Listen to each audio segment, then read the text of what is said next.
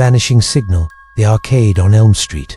In the autumn of 1983, the small town of Coldwater, Michigan, was a place where time seemed to crawl. The streets were lined with mom-and-pop shops, their neon signs flickering against the grey dusk. Among them was Neon Haven, a dimly lit arcade tucked between a laundromat and a shuttered hardware store on Elm Street. It was the kind of place where kids burned through their allowances, feeding quarters into machines that blipped and screeched with synthetic life. But in September of that year, something new appeared in the arcade machine that didn't belong. It was called the Signal. Unlike the other cabinets, with their garish decals and bold titles like Pac-Man or Galaga, this one was austere. Its cabinet was matte black, unadorned except for a small glowing screen above the controls, displaying a single word in green. Pixelated text. Signaled the machine had no manufacturer's logo, no copyright date, just a coin slot and a joystick, with two buttons, one red, one white. The screen flickered faintly, even when no one was playing,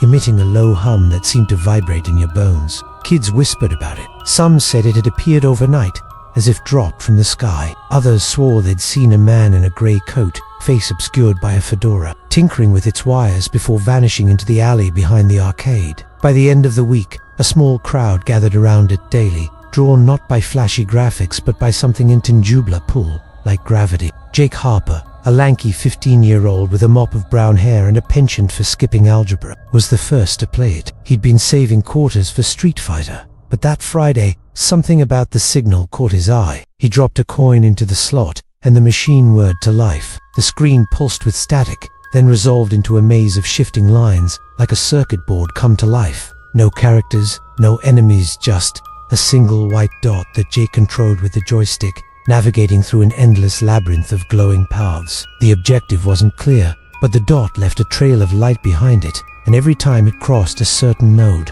the machine let out a deep, resonant ping that made his teeth ache. Jake played for hours. When his friend Sarah tried to pull him away, he snapped at her, his eyes bloodshot, his hands trembling on the joystick. By the time the arcade closed, he'd spent every quarter he had. That night, he didn't sleep. He lay in bed, staring at the ceiling, his mind replaying the maze, the ping, the hum. He felt it calling him back.